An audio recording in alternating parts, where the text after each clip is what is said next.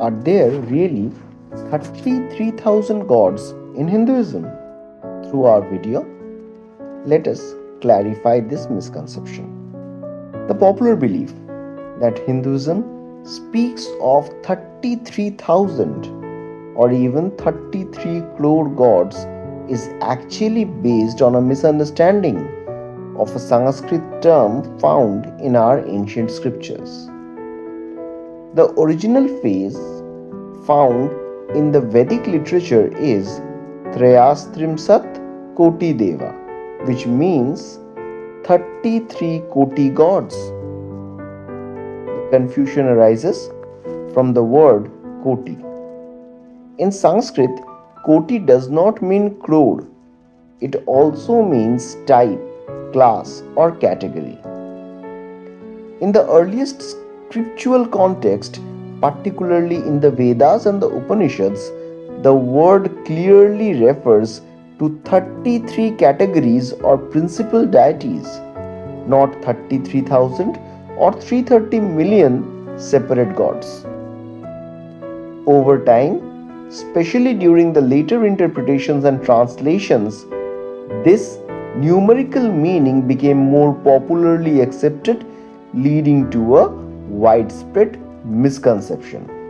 The Brihadaranyaka Upanishad provides an important clarification on this matter.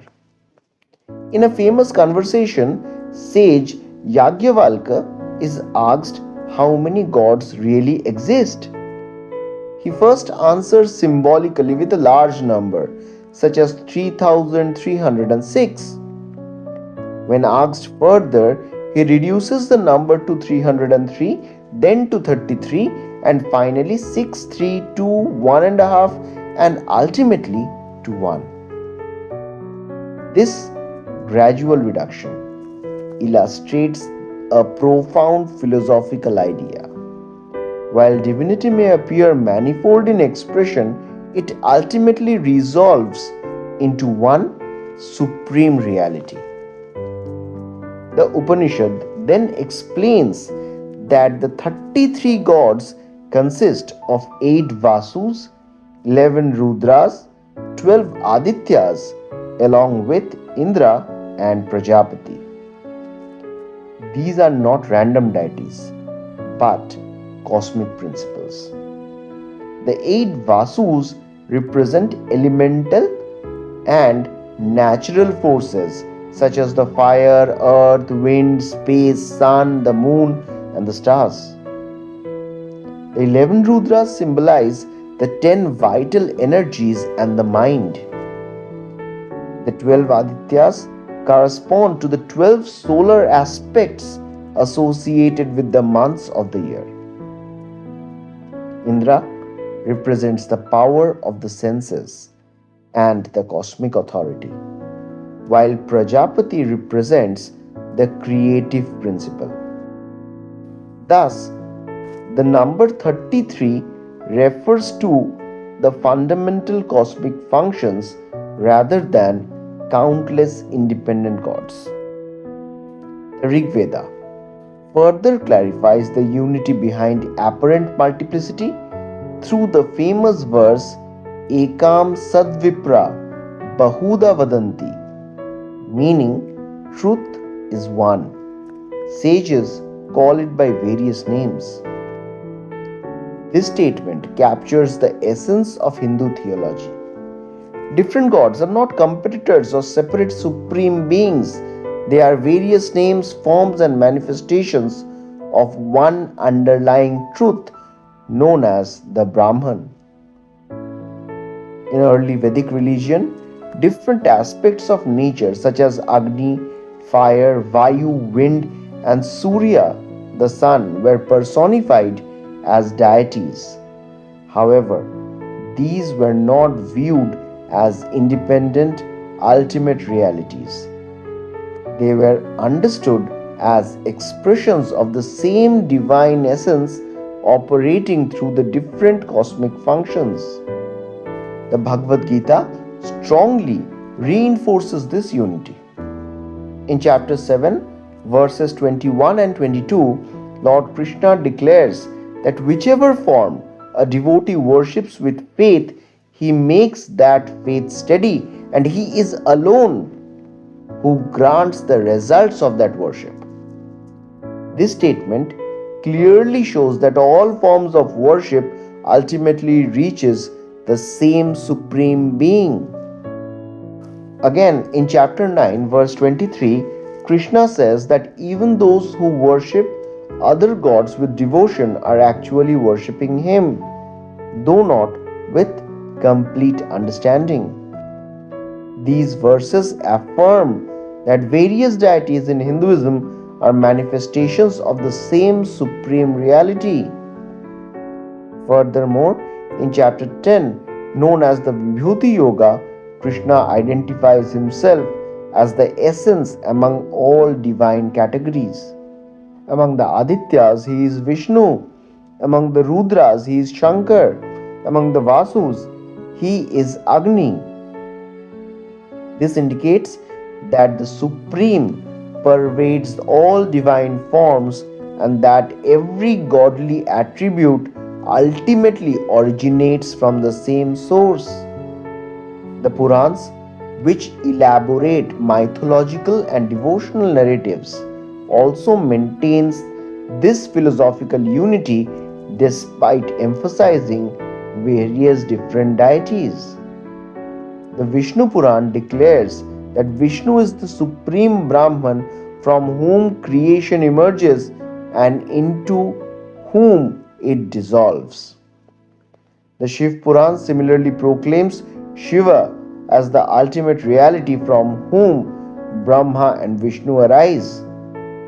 The Devi Bhagavad Purana represents the Divine Mother as the supreme source of all existence. At first glance, these declarations may seem contradictory, but they reflect a devotional focus rather than a denial of unity. Each Puran elevates a chosen deity to the status of the supreme to encourage focused devotion or bhakti. Philosophically, however, they all accept that there is one ultimate divine essence manifesting in various forms. The great Indian epics, the Ramayana and the Mahabharata, also reflect this harmony. In the Ramayana, although Ram is considered as an incarnation of Vishnu, he worships Lord Shiva before crossing over to Lanka, demonstrating respect among divine forms that rather than rivalry. In the Mahabharata, Krishna is revealed as the supreme being, especially in the Vishwarup Darshan of the Bhagavad Gita, chapter 11, where Arjun sees all gods, sages and cosmic forces contained within Krishna's universal form. This vision powerfully symbolizes that all deities are aspects of that one infinite consciousness. The idea of countless gods in Hinduism can also be understood symbolically. Hindu thought recognizes that divine is infinite and beyond limitation. If the supreme reality is infinite, then its manifestations can also be infinite. Thus, even if one poetically speaks of 33 crore gods, it need not imply literal arithmetic. It expresses the idea that divinity permeates all aspects of existence. Hinduism accommodates diverse temperaments and spiritual inclinations through the concepts of Ishtadevata or chosen deity. A devotee may worship Shiva, Vishnu, Durga, Ganesh, Surya or any other form, yet the object of worship remains the same, ultimate Brahman. Philosophical schools within Hinduism further clarifies this principle. The Advaita Vedanta teaches that all gods are manifestation of Nirguna Brahman, the formless absolute, and that Multiplicity is ultimately an appearance within that one single reality.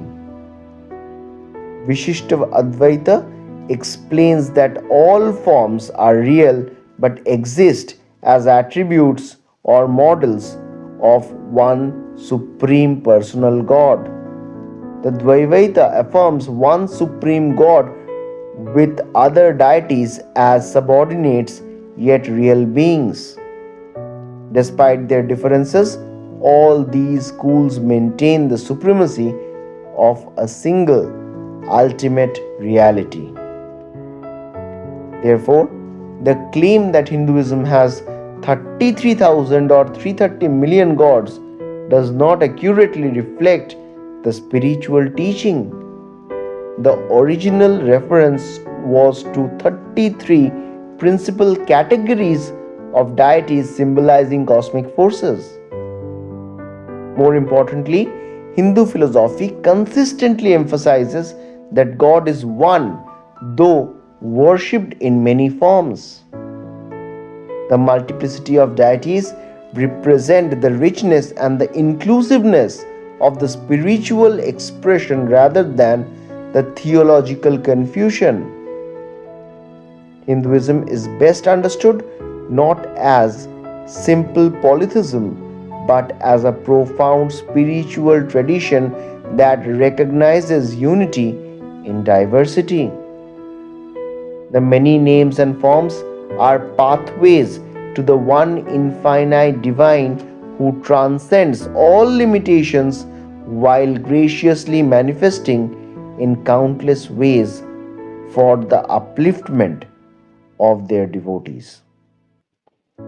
Thank you for listening to us.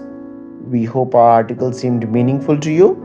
Please like, share, and subscribe to our channel for more such informative videos.